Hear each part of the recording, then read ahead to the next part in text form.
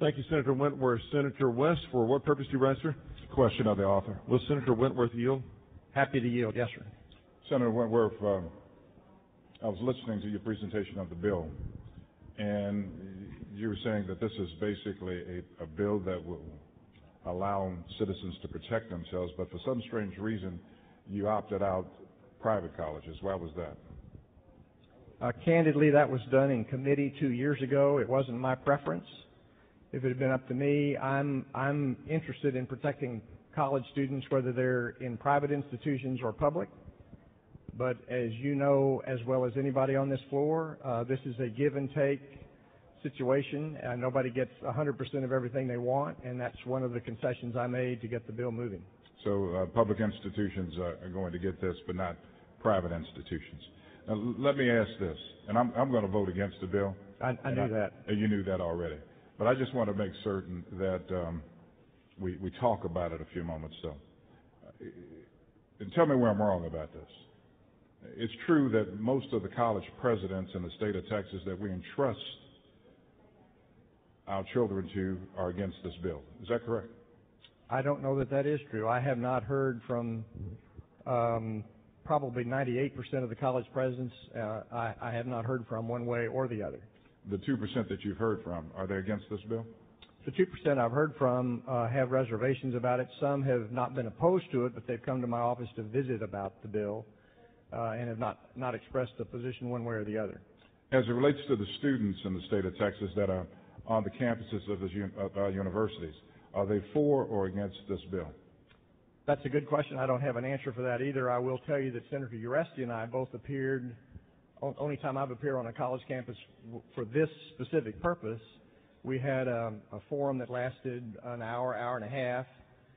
The president of the university was there. The faculty, most of the faculty and staff was there.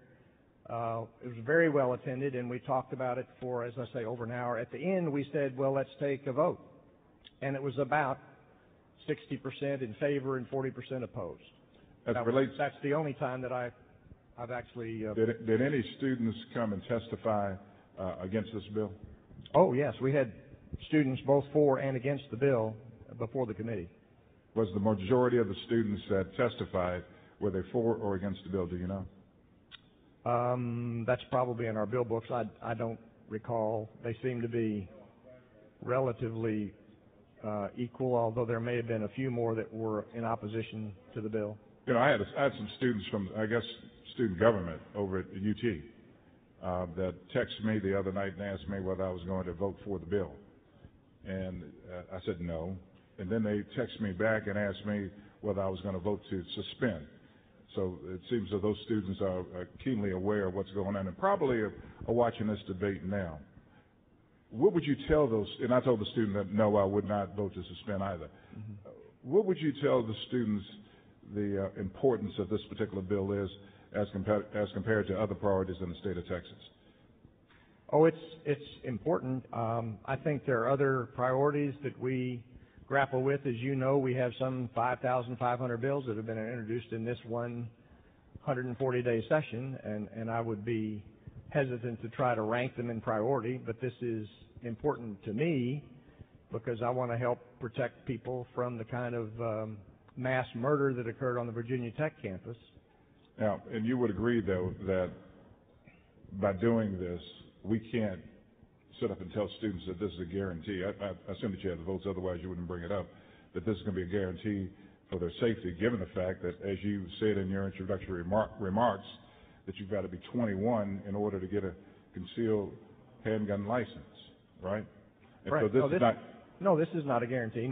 Nobody's ever represented that this is a guarantee, but what I have said to those people that say, well, why don't we just hire more security officers? Mm-hmm. There are a couple of answers to that. One is you couldn't hire enough. Number two, we couldn't afford to hire them. But number three, when seconds count in that kind of an emergency situation, the campus security, the police are only minutes away, so it's not particularly helpful.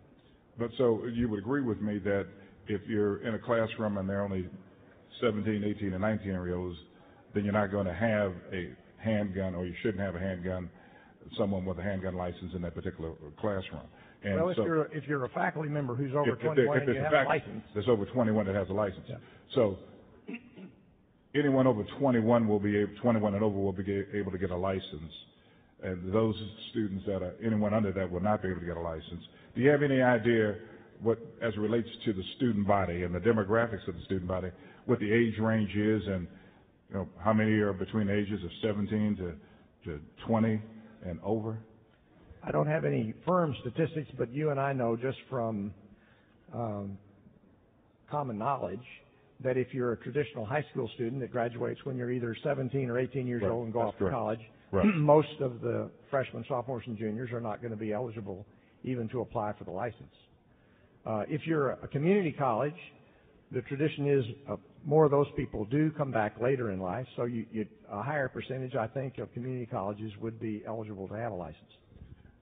As it relates to some of the perpetrators of these crimes on college campuses, can you tell us anything about them, how old they were, and anything about their backgrounds at all? The only two that come to my mind are the fellow at Virginia Tech who was a student. Do we know how old he was? I don't recall how old he was. Charles Whitman here at the University of Texas campus back in 1966, I think was in his late 20s, I think. That was not a handgun situation. That was a rifle. That was a rifle, situation. Right? Mm-hmm. So I don't know too much about either of their backgrounds, except my recollection is that on Whitman they did an autopsy and discovered some kind of an aberration in his brain. He had some kind of a growth that they believed created a deranged mental state in him. It was clear that the fellow at Virginia Tech was also lucid enough to understand what he was planning to do.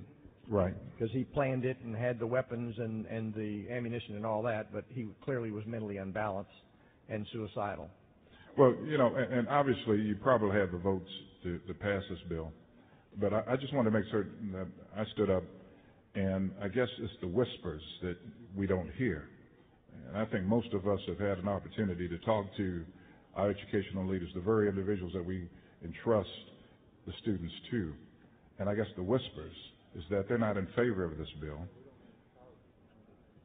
For those of us who have colleges and universities in our districts, we've heard the whispers, and they've said this is bad policy, even though they can't say what the policy is because it's up to us to pass these bills. Our institutional leaders, our chancellors are saying this is bad state policy. The last thing that they need to do now is to, especially a tough session like this, begin the process of dealing with codifying regulations as it relates to this, which is going to take extra time away from their core mission of educating our kids. And we're already cutting their budget, so that means there's going to be more money that they're going to have to spend towards providing the regulations here. The students, and obviously, and the great thing about this democracy is because everyone can have a voice in it. The majority of students that have contacted me, and maybe they've contacted me because they know what my stance is on this particular issue, is basically saying, no, we don't need this on our institutions. But I say to them that I wanted to make certain that I stood up to represent that view. And we're promulgating, about to pass a bill that will be on the books until they can come to this body and be senators or governors or lieutenant governors and change that particular policy if they have the ability to do it. And I'm just want to say I respect obviously your right to bring this bill, and I know that you respect my vote, my right to vote against this particular bill. Of course. Thank you, sir. Thank you, Senator West.